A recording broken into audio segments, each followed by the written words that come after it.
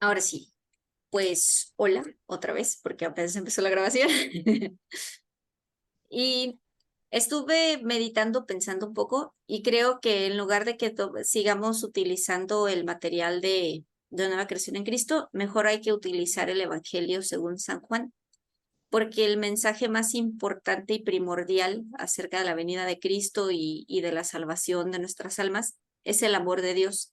Y el Evangelio de Juan se considera el Evangelio del amor, o sea, el Evangelio en el que se plasmó todo el amor de Dios. De hecho, Juan es el discípulo que asimismo se llama el discípulo que Jesús amaba. Asimismo se llama así. Y es porque tenía una relación muy estrecha, muy en comunión, de una amistad muy profunda con Jesús, a diferencia de los demás discípulos. Por ejemplo, para acordarnos de qué tan profunda era su amistad, pues Juan fue el único que lo acompañó cuando Jesús estaba siendo crucificado. O sea, Jesús, cuando lo apresaron y lo llevaron para el juicio y todo, Juan es el único que lo siguió todo el tiempo. Acordémonos que a Pedro le dijo, para mañana me vas a haber negado 3 veces, y Pedro dijo, no, claro que no, que me maten contigo. Y a la hora de la hora sí lo negó 3 veces, tal como Jesús le había dicho que pasaría. Y bueno, después Pedro se reivindicó, Jesús le preguntó 3 veces, ¿me amas? Como para que Pedro supiera que lo había perdonado por cada una de las veces que él lo negó, por cada una de esas veces le preguntó, ¿me amas? Y Pedro le dijo, sí, sí te amo. Y Jesús le dijo, apacienta mis ovejas, que significa, pues entonces cuida de mi rebaño, etcétera. Pero el único que estuvo allí, que le ayudó a José de Arimatea a bajar a Jesús de la cruz y a llevarlo al sepulcro y lo siguió en todo momento y nunca lo negó ni se avergonzó de él, pues fue Juan. Entonces, por eso le llaman al Evangelio de Juan el Evangelio doctrinal, o sea, el Evangelio de la doctrina, en donde están como todos los rudimentos, las bases del cristianismo. Si nosotros decimos que somos discípulos de Jesús, si nosotros nos consideramos seguidores de Cristo, entonces necesitamos conocer lo que está escrito en el Evangelio de Juan, porque otros evangelios omiten algunos detalles. No es que estén mal escritos o algo así, sino que cada evangelista tiene como un punto de vista diferente. Curiosamente son 4 evangelios y tenemos 4 puntos cardinales. Es como si uno mira desde el norte, otro desde el sur, otro desde el este y otro desde el oeste, y todos apuntan hacia el centro, que es Jesucristo, pero es como tener 4 puntos de vista distintos. Y no es que uno esté incorrecto o que esté más completo, simplemente es que están desde 4 puntos de vista distintos y dirigidos para 4 propósitos distintos. Y el propósito del Evangelio de Juan es darnos a conocer el amor de Cristo y los rudimentos, las bases, las cosas primordiales acerca de la doctrina de Jesús. Entonces, pues, sin más introducción, empecemos con el Evangelio de Juan. Y ahí tienen su Biblia, ¿verdad?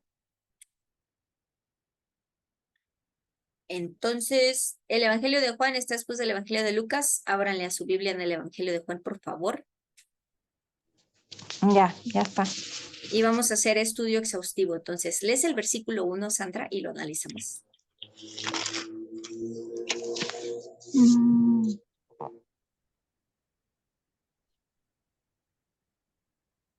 el verbo hecho carne. En el principio era el verbo y el verbo era con Dios y el verbo era Dios. Ajá. Bueno, ¿Le sigo? ahí Oh, bye. vamos a ir revisando versículo por versículo. Ujú. Entonces, lo primero con lo que inicia el Evangelio de Juan es establecer que Jesús existe o es desde el principio, no fue creado. Hay algunas doctrinas o algunas religiones incluso, o personas creen que Jesús fue parte de la creación como todas las demás personas, o sea, otro hombre, otra persona como nosotros y ya.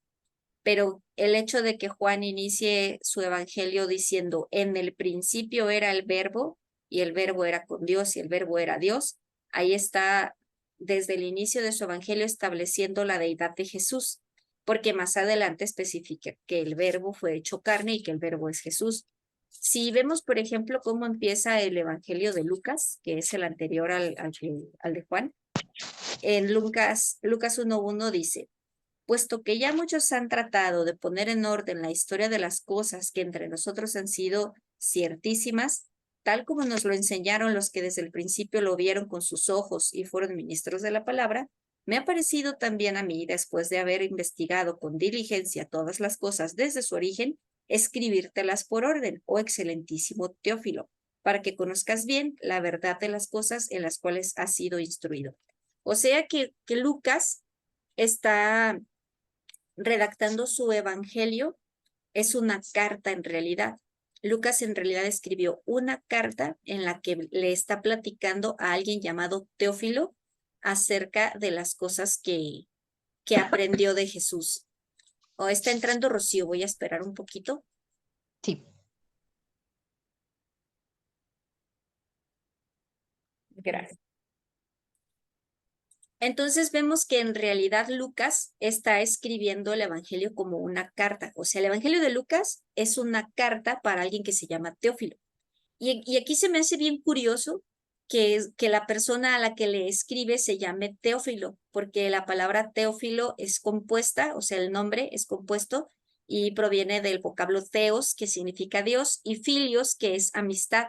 Entonces es como si estuviera diciendo, oh excelentísimo amigo de Dios, te escribo todas las cosas que pasaron en orden para que veas cómo fue la vida de Jesús. Entonces está curioso, ¿no? Porque es como si le hablara a un tal Teófilo, pero al mismo tiempo como si le hablara a cualquier otra persona que quiere ser amigo de Jesús, porque Jesús es Dios. Y bueno, así empieza el Evangelio de Lucas, y vemos que Lucas está iniciando, estableciendo de que él no es el testigo ocular de las cosas que está escribiendo, pero que las investigó con diligencia de las personas que sí lo vieron de primera mano, y lo está escribiendo a un gentil, porque la palabra, el nombre de Teófilo es nombre griego. Significa que no le está escribiendo a un judío, le está escribiendo a alguien que es griego. Por lo tanto, el Evangelio de Lucas va a estar enfocado hacia los gentiles, como les llamaban antes. O sea, todos los que no eran judíos, los judíos les llamaban gentiles. ¿Qué significa nada más eso? Pues de que no nacieron en cuna hebrea. Luego, si vemos cómo inicia el Evangelio de Marcos, que es el que está antes del de Lucas, Marcos inicia su Evangelio diciendo, principio del Evangelio de Jesucristo, Hijo de Dios. Él también empieza estableciendo que Jesús es Hijo de Dios. Como está escrito en Isaías el profeta, he aquí yo envío a mi mensajero delante de tu faz, el cual preparará tu camino delante de ti. Voz que clama en el desierto, bla, bla, bla, bla.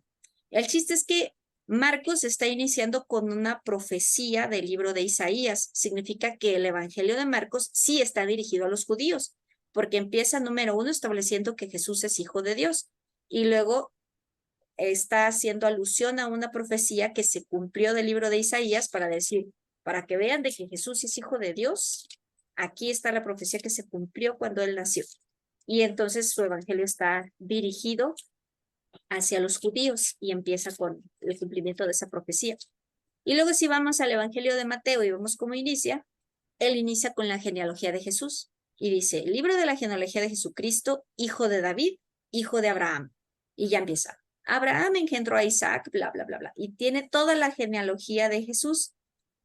Y curiosamente, si nosotros analizamos la genealogía de Jesús por parte de José, que es su papá humano, y si la analizamos por parte de María, de todos modos, por ambos lados, termina siendo descendiente del rey David y por lo tanto se cumplen las profecías acerca de que del, del rey David vendría el descendiente que es el salvador de la humanidad o el Mesías que los hebreos, que los judíos estaban esperando.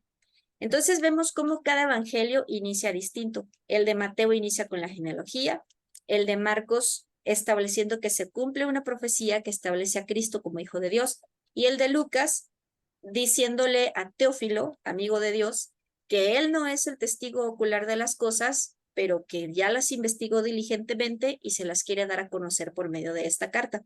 Y el de Juan, que es el evangelio del amor, comentaba antes, porque Juan se autonombra a sí mismo el discípulo al que Jesús amaba, porque Juan tenía una amistad muy estrecha con Jesús.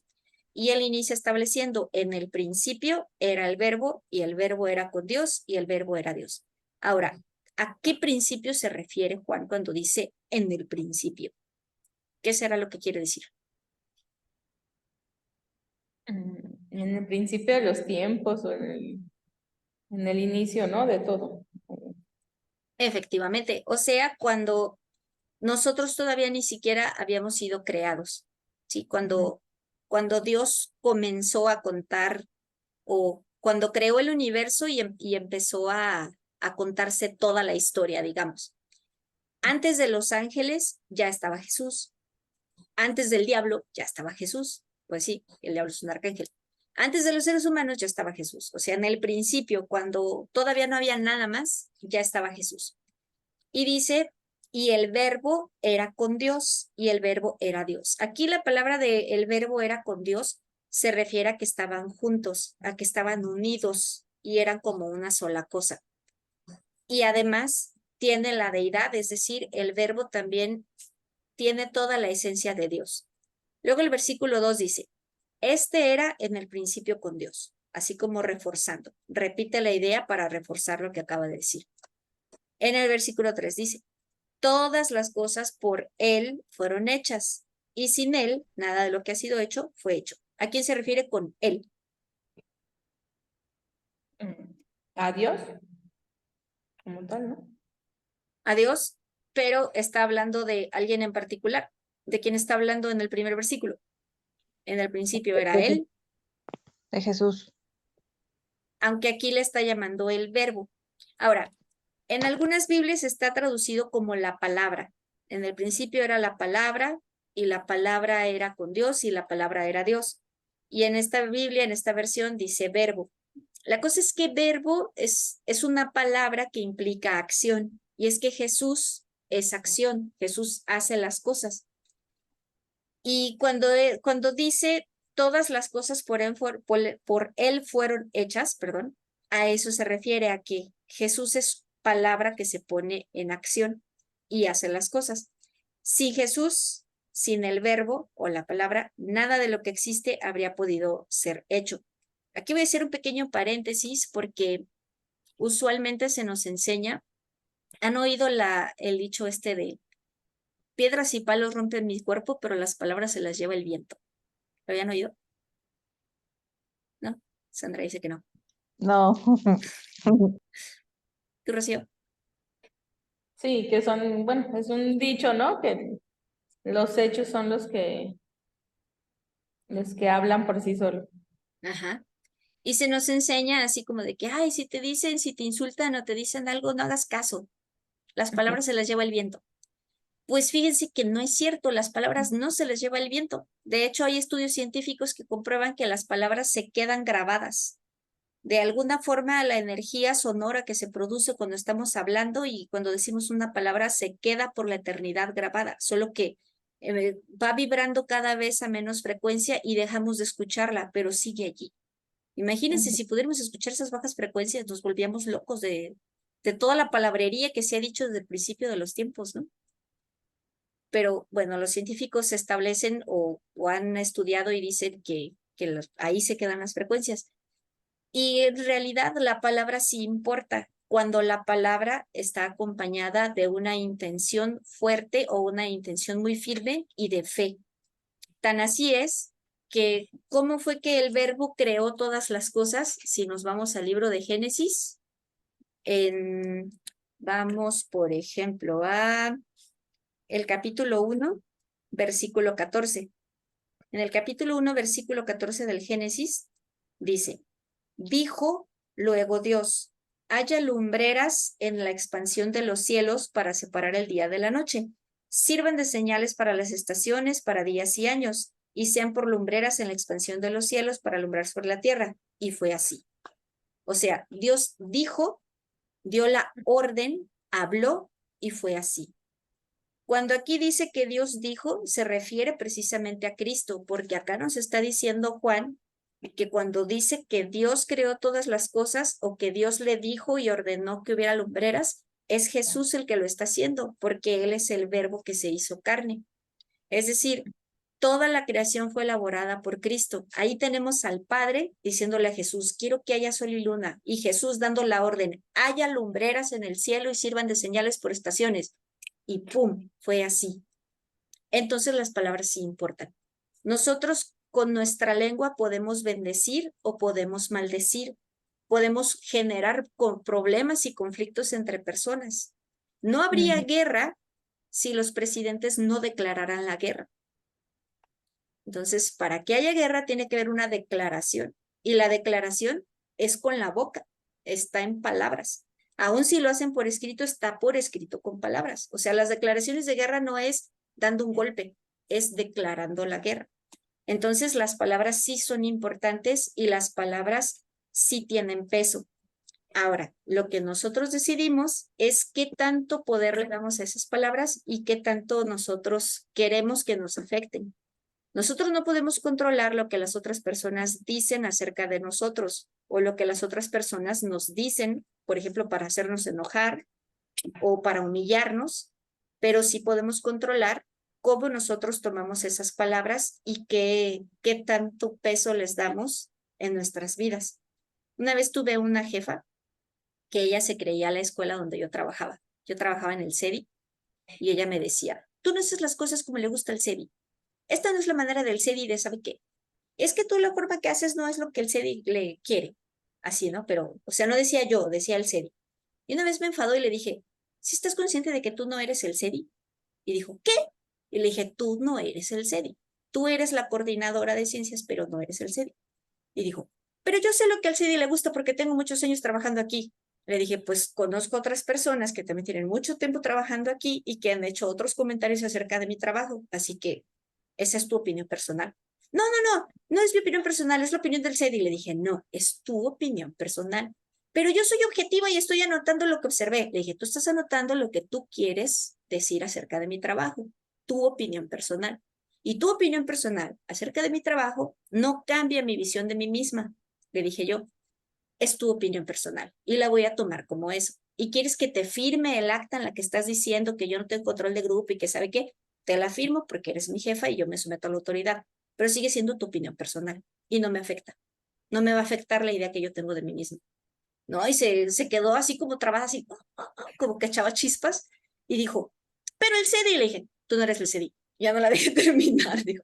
Pero el CEDI, le dije, tú no eres el CEDI. Dame la pluma, le firmo. Ten, no eres el CEDI. Y me fui, y así la dejé, ¿no? Entonces, pues ella puede tener su opinión personal acerca de mi trabajo o de las cosas, y yo decido no darle más poder a sus palabras. Pero si yo me quedo clavada en sus palabras, en las cosas que ella me dice, y ella me hace sentir mal, podría demeritar mi autoestima, podría bajarla. ¿Qué sucede, por ejemplo, también con las mamás, con las cosas que nosotros hablamos acerca de nuestros hijos? Es una responsabilidad bien grande, porque Dios nos da autoridad sobre nuestros hijos e hijas. Y como tenemos autoridad, lo que nosotros hablamos sobre nuestros hijos e hijas tiene todo el potencial de hacerse realidad, no porque sea una hechicería o porque sea magia o brujería, sino porque si nosotros lo hablamos con fe, creyendo que realmente va a pasar, y nuestro hijo o nuestra hija también se lo cree, puede pasar, puede hacerse realidad. Así tienes, por ejemplo, que si una mamá o un papá se la pasa diciéndole a sus hijos, estás bien menso, eres un tonto, pues el niño se va a comportar como tonto y como menso porque es lo que le están alimentando en sus oídos y se lo cree. Es muy difícil que un niño y una niña cuando son pequeños tengan suficiente criterio como para seleccionar qué cosas se quedan y qué cosas no. Así que como mamá y papá es mucha responsabilidad y debemos tener mucho cuidado de qué le hablamos a nuestros hijos, qué les decimos, porque depende de cómo nosotros les expresamos las cosas y de cómo nosotros les expresamos nuestro aprecio, si su autoestima va a estar saludable o no. Y tenemos que darles herramientas, hacerles entender esto, de que las palabras sí pueden tener poder si nosotros se los damos y darles suficientes bases para que tengan una autoestima equilibrada y que no permitan que la opinión personal de otras personas les vaya a afectar, por ejemplo. Pero las palabras definitivamente importan, tan así que Jesús es llamado el Verbo. Y regresamos entonces al Evangelio de Juan, donde estábamos. En el Evangelio, en el versículo 3 del primer capítulo dice, todas las cosas por Él, o sea, el Verbo, la palabra viva, la palabra en acción, fueron hechas, y sin Él nada de lo que ha sido hecho fue hecho. Y ya vimos en Génesis que la manera en que lo hizo fue hablando, dando órdenes, ¿sí? Podemos ver otro ejemplo de cómo ordenó que se hicieran cosas Y vemos, por ejemplo, a ver, déjenme ver en cuál versículo está. Este es el de las lumbreras. Por ejemplo, en el versículo 24 del capítulo 1 de Génesis, dice, luego dijo Dios, produzca la tierra seres vivientes según su género, bestias y serpientes y animales de la tierra según su especie. Y fue así. Tal como Jesús lo ordenó, produzca la tierra, ¡pum! La tierra los produjo. No, ¿Y se me está cortando. se te corta? ¿Está fallando tu internet? ¿A ti también, Sandra, o vamos bien? No, todo bien. Ok, entonces va a ser la señal de Rocío, yo creo. No te preocupes, Rocío, se está grabando. Entonces vemos que Jesús le ordena a la tierra que produzca seres vivientes y la tierra obedece y los produce. Por lo tanto, la palabra de Jesús hablada se hace realidad. Lo que Jesús ordena, eso se hace. Y la creación lo obedece porque la creación le pertenece, porque Él hizo todas las cosas. Y entonces en el versículo 4 dice, en Él estaba la vida. Otra vez, ¿a qué se refiere con en Él? ¿Quién Él? Jesús. Ajá. El verbo, la palabra en acción, Jesús. Y la vida era la luz de los hombres. Aquí una pregunta, ¿por qué dirá era? ¿No es la luz de los hombres ya? Cortando ¿Se te mucho. corta, Rocío? Creo que es tu señal de internet porque Sandra dice que no se le está cortando a ella. Sí, es el internet, se está yendo. Y de hecho la tenía en datos, pero creo que se me terminaron. Oh, bueno, no te Y sí preocupes. está fallando, pero igual y entro y así. Sí, si de repente desaparece. Si necesitas apagar tu cámara para que gaste menos, está bien, no hay problema. ¿Sí gasta menos? Sí Pues gasta es menos. No eh, sabía ese, pero sí. menos ancho de banda porque no tiene que reproducir el video y nada más está con el audio. Vamos a ver si así se mejora. Muy bien. Entonces, Ay, no, tampoco. aquí la cuestión filosófica, bueno, no filosófica, aquí la cuestión a pensar es por qué en la Biblia dice, en él estaba la vida y la vida era la luz de los hombres. ¿Qué significa eso? Que ya no está en Cristo la vida y ya no es Cristo la luz. O sea, ¿por qué está en pasado? ¿Tú qué opinas, Sandra?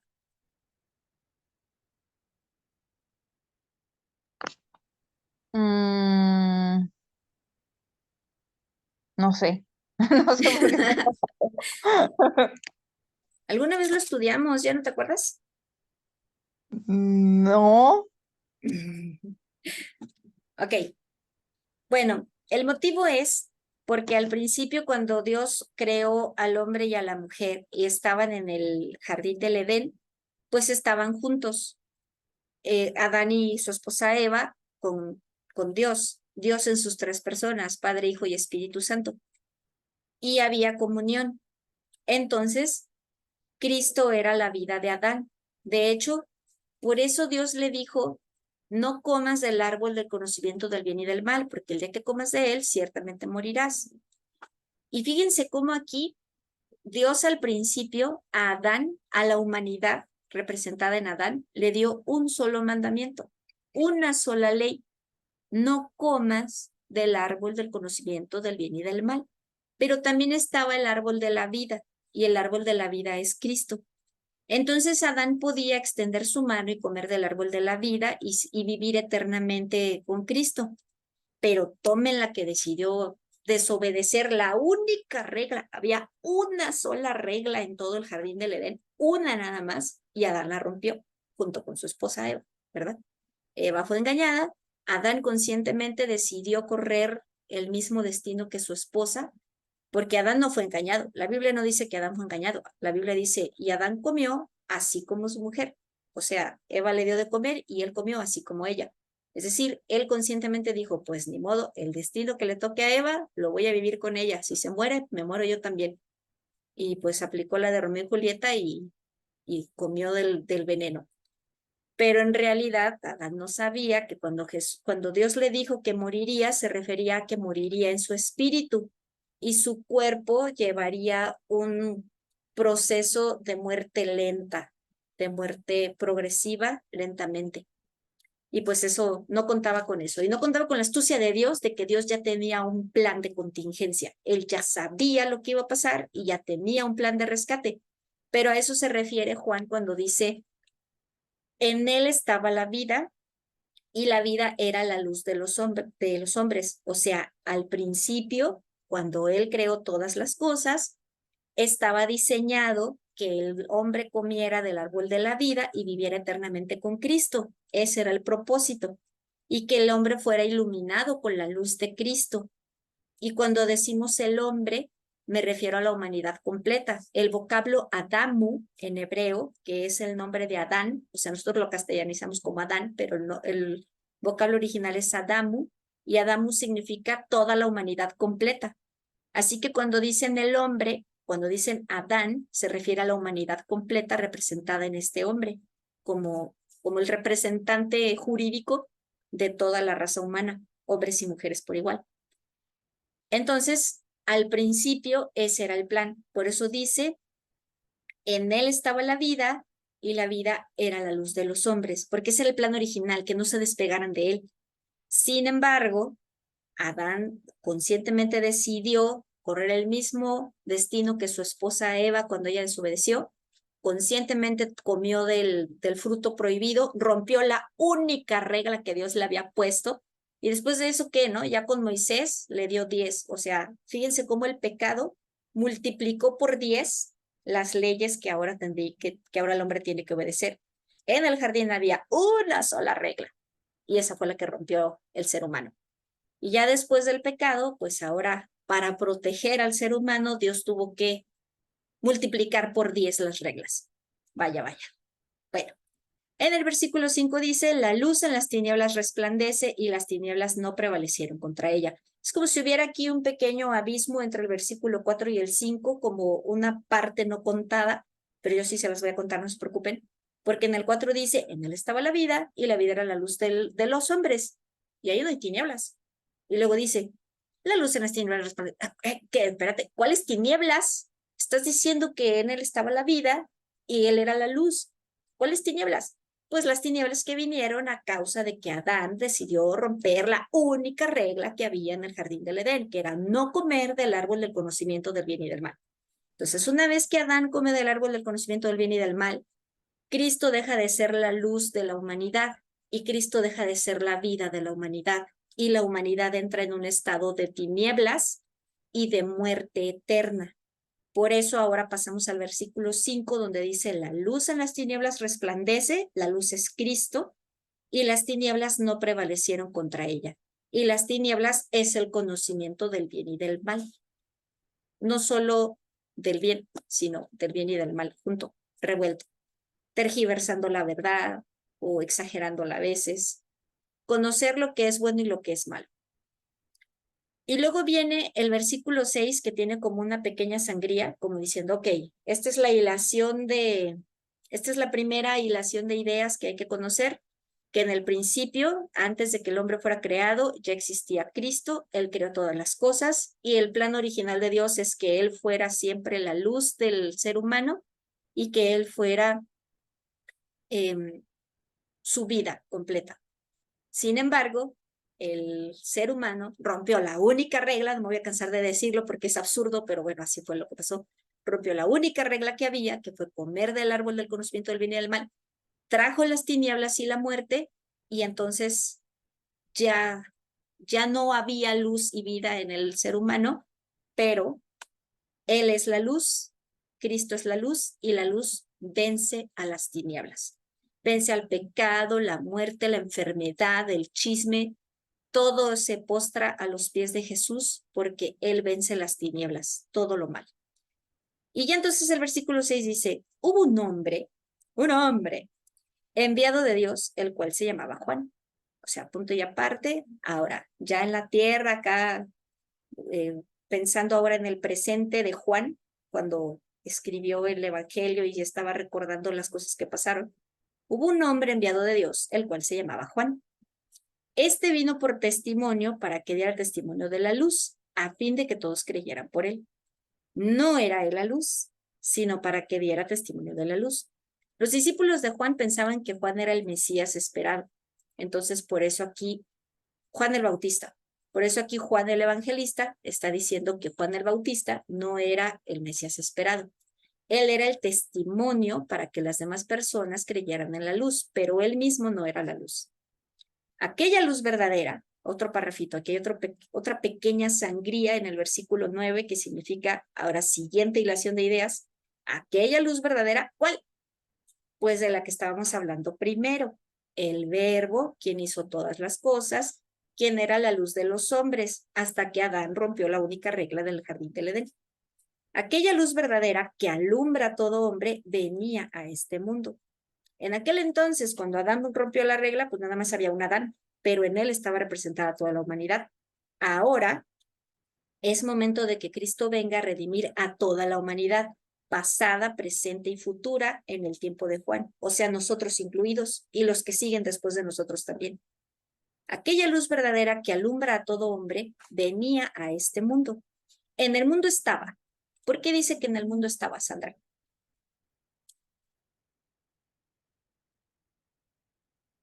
Pues no, que apenas venía. Pero él estaba desde el principio. Ah, exactamente, haciendo alusión al primer versículo en el que dijo, en el principio era el verbo creó todo con la fuerza de su palabra y su poder, el verbo estaba en el jardín del Edén, el verbo quería ser la vida y la luz de Adán, Adán desobedeció, rompió la única regla, otra vez, este estudio se va a llamar El día que Adán rompió la única regla del jardín, porque así fue lo que pasó. Y entonces ya no era la luz del hombre, ya no estaba la vida de Jesús en el hombre, su espíritu pasó a la muerte eterna, pero ahora venía al rescate. En el mundo estaba y el mundo por él fue hecho. Jesús es el creador de todas las cosas, Jesús es la luz de la humanidad y es la vida de la humanidad. Pero, aquí hay un enorme pero, el mundo no lo conoció. A lo suyo vino, le pertenecemos, él nos hizo, somos su creación, somos su pertenencia. Y los suyos no lo recibieron. ¿Quiénes son los suyos? Pues los judíos.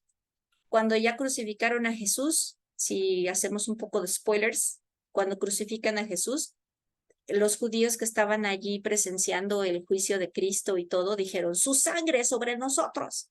O sea, se automaldijeron con la sangre de Jesús. En lugar de bendecirse, de tomar la sangre de Jesús como salvación, se automaldijeron con la sangre de Jesús y no reconocieron a Cristo como el Salvador.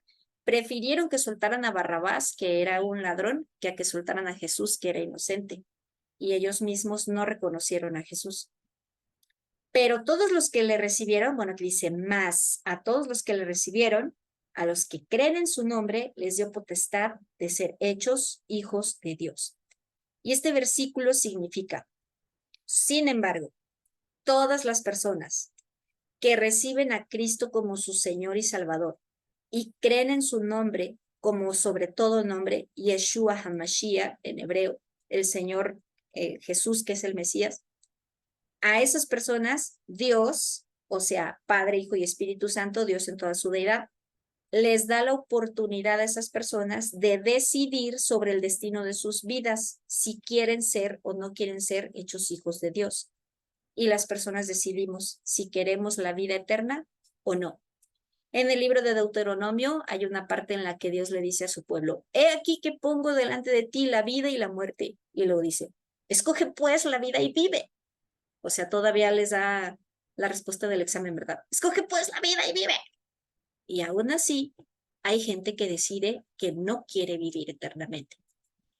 ¿Qué es lo que sucede en la mente de un ser humano que deliberadamente decide no recibir el sacrificio que Cristo hizo y rechaza la salvación que Jesús le ofrece?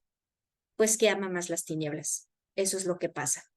Porque justamente es lo que dice aquí abajito. Vamos a seguir leyendo.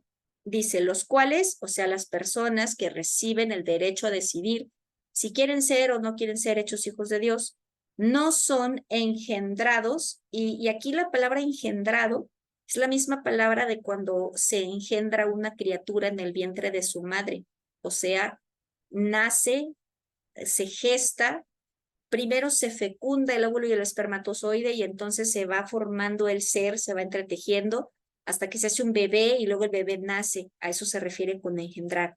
No son engendrados de sangre, o sea, no es por linaje así de, es que como yo tengo el título nobiliario de princesa del universo porque soy hija de Dios, entonces mis hijos también van a ser príncipes. No es así. O sea, como cuando había títulos de nobleza y que por la sangre se transmitía el título de nobleza. Esto no funciona de esa manera aquí, ni de voluntad de carne. O sea, ninguna persona puede decir, yo quiero, por ejemplo, yo quiero que Sandra sea hija de Dios, entonces, como yo quiero que Sandra sea hija de Dios, pues ya yo mandé y va a ser.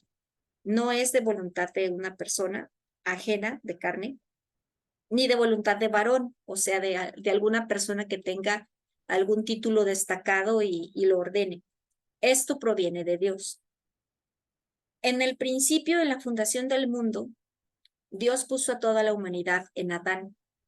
Es decir, está comprobado científicamente que las mujeres tenemos una cierta cantidad, no recuerdo el número, pero una cierta cantidad de óvulos que a lo largo de nuestra vida vamos a soltar, digamos, en nuestros periodos.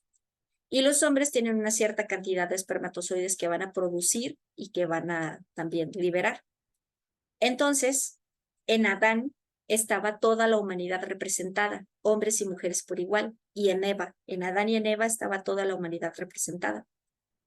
Y al principio, antes de que Dios pusiera a Adán y a Eva en el jardín, él ya tenía en mente y ya sabía exactamente el número de personas que iban a nacer a partir de Adán y Eva hasta que se termine el ciclo de la vida en la tierra, como lo conocemos. Y cuando Dios nos pensó y Él nos creó, Él puso un plan para nuestras vidas en nosotros. Por ejemplo, Él dijo, voy a crear a Sandra. Cuando Sandra nazca, le voy a dar estos talentos, estas habilidades, estos gustos, este temperamento para que ella desarrolle de tal manera su carácter. Y va a tener un hijo que se llame Aarón y se va a casar con un hombre que se llame Carlos. O sea, Dios ya tenía su plan en su mente trazado para cada persona. Sin embargo, como el diablo está enojado con Dios y por lo tanto con nosotros, de hecho con nosotros todavía más, nos odia mucho, sabiendo el diablo que Dios tiene un plan perfecto para cada persona desde antes de enviarla a nacer, el diablo también traza un plan. Y nosotros escogemos cuál plan vamos a elegir. Alguna persona podría decir, y si yo soy ateo, yo voy a elegir mi propio plan. Pues, ¿qué crees? No es cierto. Si escoges tu propio plan, en realidad estás rechazando el plan de Dios para tu vida y automáticamente estás aceptando el otro plan, el plan que no es el de Dios. Y entonces estás haciendo las cosas que el enemigo, que el adversario quiere que hagas. Y así es como funciona. Esto va de acuerdo a lo que estamos leyendo ahorita, porque hay gente que dice con este versículo acerca de que estas personas que reciben la potestad de ser llamados, de ser hechos hijos de Dios o no, no son engendrados de sangre, ni de carne, ni de voluntad de varón, sino de Dios. Entonces hay gente que dice, pues es que ya todo está predestinado. Si Dios ya predestinó quiénes van a ser sus hijos, también Él predestinó quiénes no van a ser sus hijos. Y por lo tanto, Hitler no tiene ninguna culpa de haber causado la Segunda Guerra Mundial y el holocausto de los judíos, porque pues él solo estaba en su papel. Judas es conocido como el traidor, pero pues Dios quería que lo traicionara, ¿verdad? Porque si no hubiera sido porque Judas lo traicionó y lo entregó al Sanedrín, pues entonces no hubieran crucificado a Cristo y la humanidad no se habría salvado. Ese tipo de ideas rondan en el mundo actualmente. Hay gente que cree que como aquí dice que somos nacidos de la voluntad de Dios, entonces nosotros no podemos hacer nada. Hay una predestinación y es el destino. Estamos destinados a ser hijos o a no ser hijos de Dios y no importa lo que decidamos, al final de cuentas, vamos a ser Hitlers o vamos a ser Madres Teresas de Calcuta, ¿no? Ya Dios lo tiene establecido así, pero eso es mentira. Es decir, Dios al principio, como él sí es omnisciente y él sí conoce todas las cosas. Así que desde antes de que él pusiera a Adán y Eva en la tierra, él ya sabía cuántas personas exactamente nacerían y cuántas personas morirían, cuántas personas seremos arrebatadas o seríamos arrebatadas. En aquel entonces él pensó, serán arrebatadas tantas personas cuando llegue el rapto. Y él sabía cuántas personas, qué personas le iban a decir que sí y qué personas le iban a decir que no, pero es un conocimiento previo, no es que él lo haya decidido. Es como si estás viendo una película por segunda vez, y entonces la segunda vez que ves la película, te gusta dar spoilers y ya tú estás diciendo, ¿no? Ah, mira, ahorita va a traicionar a este, y ahorita la mujer lo va a engañar. No es que tú estés diciendo que eso tiene que pasar, es que tú ya sabes lo que va a pasar porque ya viste la película y estás dando spoilers, pero no es que tú hayas decidido que eso va a pasar. Otra persona escribió el libreto, no tú. ¿Sí? Y los actores, hay veces que incluso en las películas y en las series de televisión, los actores improvisan. Entonces, incluso los escritores hicieron un libreto y luego el actor se emocionó, se salió del libreto que escribieron los escritores de esa obra o de esa serie, película, lo que sea, y hasta improvisaron. Pero si tú ya viste la película, ya sabes las improvisaciones también, porque ya viste la película. Pero no es que tú vayas a decir, ay, Sylvester Stallone, salte del guión y ahora inventa esta nueva cosa porque está muy cool. Tú no le estás diciendo que lo haga, tú solo sabes que lo va a hacer porque ya lo viste. Y así es como sucede en realidad. Dios de antemano nos creó a todos con el firme propósito en su corazón, con el deseo ardiente en su corazón de compartir la vida eterna con nosotros y de tenernos con Él. Dios nos sacó de su propio corazón.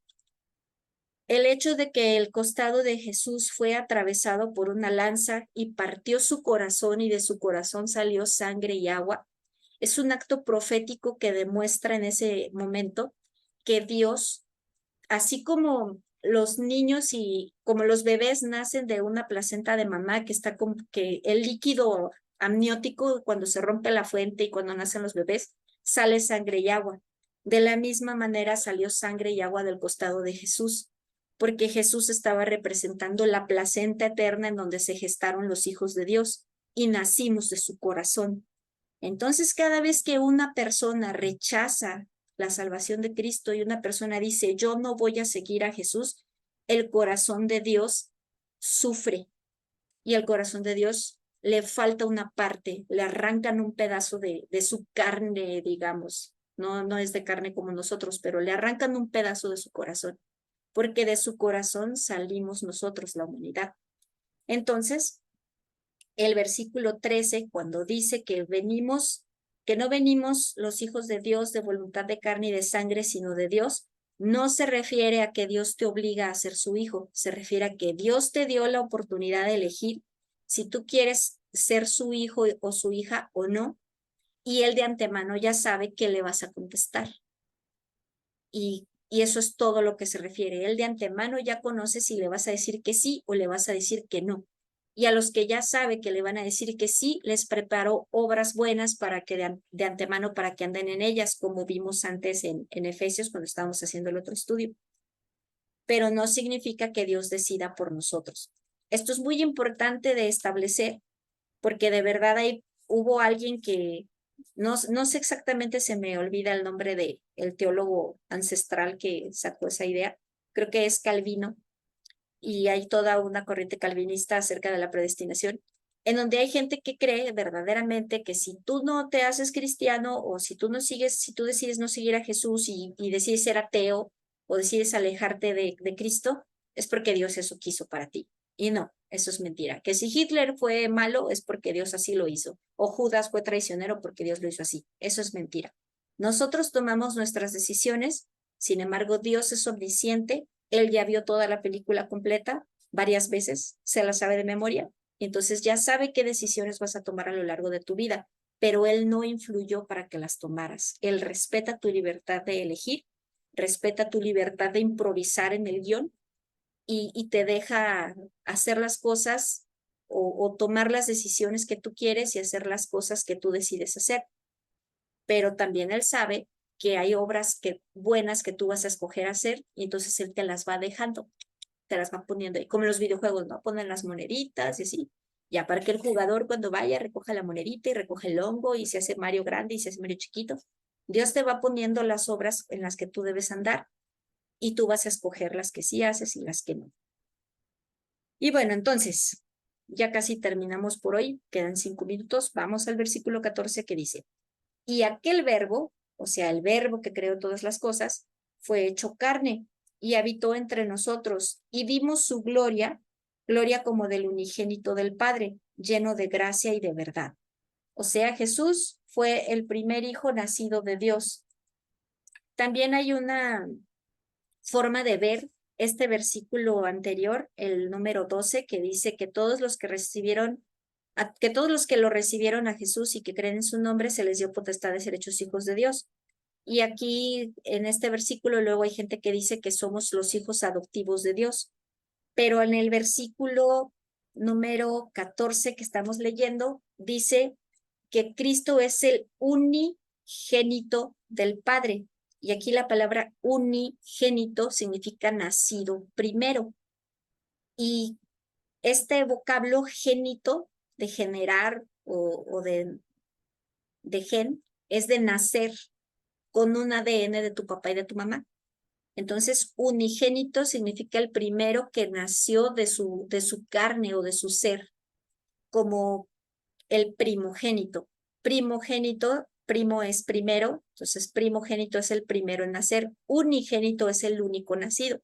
Las personas que son hijos únicos o que son hijas únicas son unigénitos, unigénitas. Y los que son primeros en nacer, como yo, por ejemplo, fui la primera a nacer de mi mamá, pues soy primogénita. Y entonces esto significa, como dice el unigénito del Padre, lleno de gracia y de verdad, es que es el único que nació completamente con la deidad completa de Dios y luego se hizo carne y está lleno de gracia y de verdad. Ahora dice, Juan dio testimonio de él y clamó diciendo, este es de quien yo decía, el que viene después de mí es antes de mí porque era primero que yo, porque de su plenitud tomamos todos gracia sobre gracia. Juan dio testimonio diciendo que él es el que él decía que era, que viene después de él, porque Juan cronológicamente nació primero que Jesús de su mamá. De hecho, la mamá de Juan y María, la mamá de Jesús, son primas. Entonces, Juan el Bautista y Jesús también eran primos.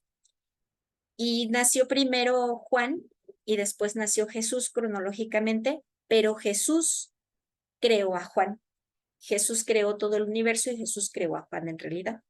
A eso se refiere.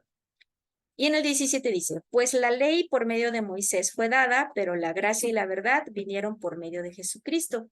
A Dios nadie le vio jamás. El unigénito Hijo que está en el seno del Padre, Él es el que lo ha dado a conocer.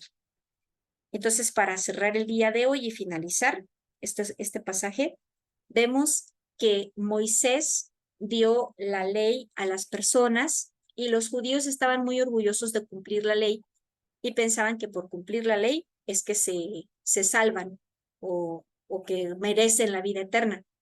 Pero en realidad no es por la ley, es por la gracia de Dios, por la fe en Cristo. Ay, se me está acabando la batería. Voy a pausar tantito la grabación, Sandra. Y bueno, con eso terminamos el pasaje de ahora que leímos el capítulo 1 del Evangelio de Juan, de los versículos 1 al 18. Y las Biblias tienen como separaciones. Entonces, el que leímos se llama El Verbo hecho carne, el que sigue se llama Testimonio de Juan el Bautista. Ese será para la próxima semana. Sandra, ¿tienes alguna duda o comentario? No, ¿Segura? ¿ya nada más estoy yo? Fue demasiada información, ¿segura? No, no, Ok. no tengo demasiada información. Bueno, sí, Rocío sí se salió, creo que le falló el internet y la sacó, pero no quise interrumpir así como para decir, Rocío se fue. No dije nada y seguí. Ah, bueno, Sí.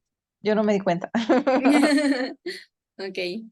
Bueno, pues quedó grabado, entonces voy a poner otra vez el videíto para que ella pueda ponerse al corriente y después verlo. Y aquí le vamos a dejar. Si hicieras como un resumen y obtuvieras las 3 ideas más importantes de lo que platicamos hoy, bueno, de lo que les platiqué hoy, porque no las dejé hablar mucho, ¿qué dirías? Las 3 ideas más importantes. Mm, bueno, de lo que yo creo que fue más importante fue que Jesús ya estaba desde, o sea, estaba desde el principio, que era lo que yo no sabía. Y otra cosa, mm, que cada uno escogemos, lo decidimos si creemos en Jesús, que no es porque Él ya dijo, ya tú, no lo predeterminó, pues nos da libertad de escoger. Ajá. Y la otra fue que, mm,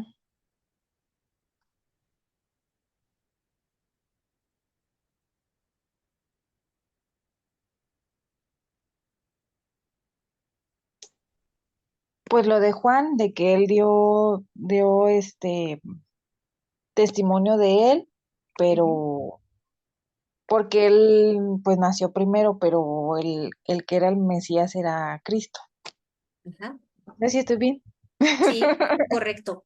Sí, Juan el Bautista estaba reconociendo que Jesús existió desde antes, que él es primero, aunque Juan el Bautista era mayor que su primo por algunos meses. Ajá. Correcto. Pero si Y eran las 3 ideas. sí, sí, correcto. O sea, yo te pregunté para ti qué son las 3 cosas más importantes y está bien. Perfecto. Ah. Y Y la más, no que sea la más importante, sino la que yo no sabía, ujú. era la primera, que él era desde el principio. O sea, tú también tenías la idea, como otras personas, de que Jesús nació como cualquier otro hombre después. No, no así, sino, por ejemplo, es que como en el Génesis que dice, Dios creó todas las cosas, entonces Pensabas yo que era decía, el bueno, padre. ajá, a eso me refiero, pues, o sea, no como tú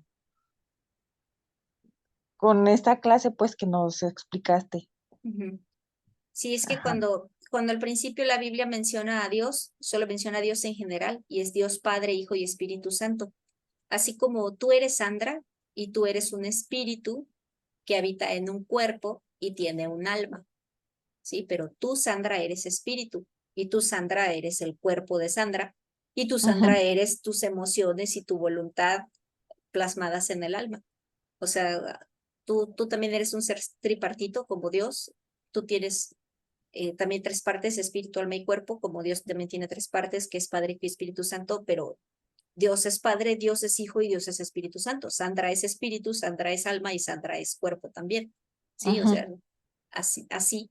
De hecho, por eso Dios nos creó de esta manera. Cuando dice que Dios nos creó a su imagen, conforme a su semejanza, a eso se refiere, a que somos tripartitos como Él, entre otras cosas. Por ejemplo, también que tenemos la capacidad de amar y que tenemos voluntad libre, voluntad soberana como Él. Porque, por ejemplo, las criaturas, por ejemplo, las plantas no tienen voluntad soberana. Las plantas, donde tú las pones, ahí tienen que estar. ajá, No existe un árbol que diga, ya me harté de estar en este bosque, me voy a mudar al otro. Pues no. Y así, ¿no? Y se levanta con todo y raíces, se levanta sus raíces. Pues no tienen voluntad soberana las plantas, donde tú las pones, ahí están. Los animalitos tampoco tienen una voluntad soberana, pero nosotros sí, como Dios. Y una cosa también muy importante acerca de la segunda idea que dijiste, que sí está correcta, de que nosotros tenemos toda la capacidad de decidir y que tiene que ver con lo que estamos diciendo de la voluntad soberana, pero también es cierto que Dios nos escogió. Es decir, cuando Dios tuvo la idea genial de crear a la humanidad, Él escogió pasar la eternidad con la humanidad, ¿sí? ajá, ¿Y qué se lo impide? Nuestra voluntad soberana. Cuando una persona dice, yo no quiero pasar la eternidad con Dios, entonces por lo tanto rechazo a Jesús y no quiero creer en Él, esa persona ejerce su voluntad soberana y el sueño original de Dios de pasar la eternidad con esa persona, pues se frustra. Pero sí fuimos escogidos por Dios, porque Dios escogió crearnos desde el principio, ¿sí? Sí. Y cuando dice aquí de que no somos engendrados de sangre, ni de voluntad de carne, ni de voluntad de varón, sino de Dios, eso es lo que significa, que Dios es el que proveyó la manera en que nosotros podemos escoger pasar la eternidad con Él o no. No fue idea de ningún ser humano, no fue idea de ninguna persona, sino de Dios, el proveer a su propio Hijo Jesucristo para cumplir con su plan original de pasar la eternidad con nosotros. Así que Él nos escogió, Él escogió crear a la humanidad para que la humanidad estuviera con Él. Y ya nosotros podemos corresponder a esa idea original de Dios, a ese plan perfecto de pasar la eternidad con Él, o podemos no corresponder y decidir irnos al infierno. Yo no, Oye, Dora, Ajá.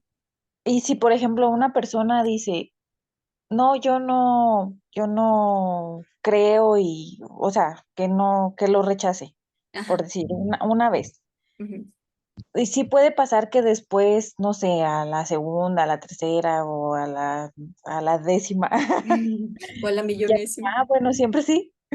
Sí, sí pasa. Pues a mí me sucedió cuando yo era chiquita, pues mi abuelita me llevaba a la misa católica y me hablaba de Dios, ¿no? Y yo tenía cierta fe que mi abuelita me inculcó.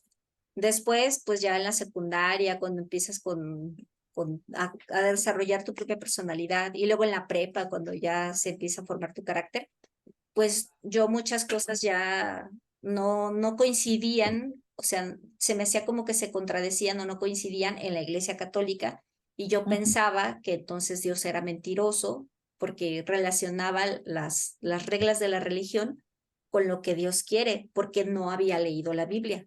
Entonces yo al ujú, principio me alejé y yo no quería saber nada y yo en lugar de buscar a Dios, busqué en el ocultismo. Tú ya sabes mi historia. Yo primero busqué en la metafísica, el ocultismo y la brujería wicana antes de acercarme con Dios.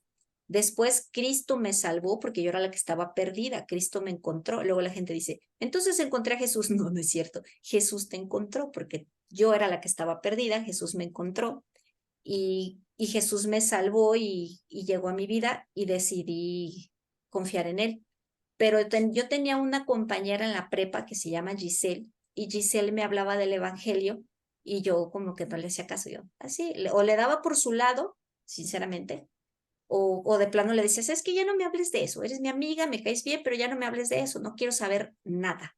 Yo estoy bien ujú. como estoy, que es típicamente lo que la gente dice, estoy bien como estoy, a mi manera, ¿no? Y cantamos a Sí. mi manera y así. Pero llega un momento en el que tú reconoces que no puedes, que tu espíritu está muerto y reconoces el vacío que hay en ti. Me llegó ese momento para mí y entonces yo dije, Dios, ya no puedo más. Si tú verdaderamente tienes un plan para mi vida, como la gente, como Giselle me dice, porque Giselle me decía, Dios tiene un plan para tu vida. Pues si Giselle realmente me dice la verdad y tú tienes un plan para mi vida, y si verdaderamente tú eres el Dios que creó todas las cosas y lo que me enseñó mi abuelita es cierto, que Jesús murió en la cruz por mí, pues yo te necesito porque ya no sé qué hacer, ya no puedo más. Y entonces llegas a ese punto así de quebrantamiento y Dios te rescata y tú le entregas la vida a Jesús y ya te arrepientes. Pero yo primero, así como Pedro, yo, no tres, varias veces negué a Jesús. ¿A ti no te pasó nunca?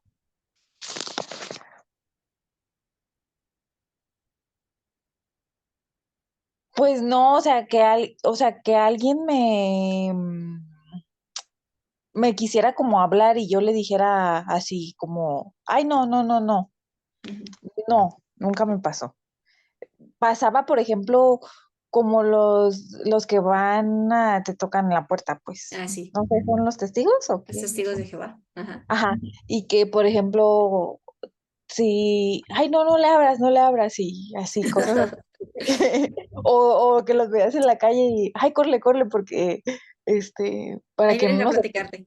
Ajá. ajá, para que no nos detengan. pero así, por ejemplo, como de alguien en específico que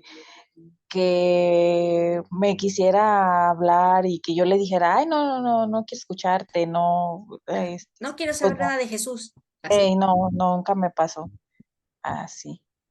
Yo sí tuve un episodio así en el que no quería saber de Dios y no quería saber de Jesús. Y luego pues ya, siempre sí. Pero sí, sí pasa. Sí. De hecho, fíjate que un científico apellidado Heisenberg, que es muy famoso, dice, él tiene un dicho solemne de que, o que se le reconoce, que el primer trago que le das al vaso de las ciencias naturales te lleva al ateísmo, pero al fondo de ese mismo vaso está Dios esperándote. O sea, él está diciendo que al principio era ateo cuando se hizo científico, pero Ujú. que mientras más conoció acerca de ciencia, más se dio cuenta de que el universo no es una obra del azar ni de la casualidad y que tiene que haber una mente prodigiosa detrás de todas las cosas, y entonces creyó en Dios. Ujú. Y así pasó con muchos científicos. A menudo en la escuela nos enseñan de los científicos que son ateos y de los que sí creían en Dios no nos lo mencionan. Pero, por ejemplo, Pascal, el del principio de Pascal, creía en Cristo y tuvo varios eh, debates con ateos y debates teológicos.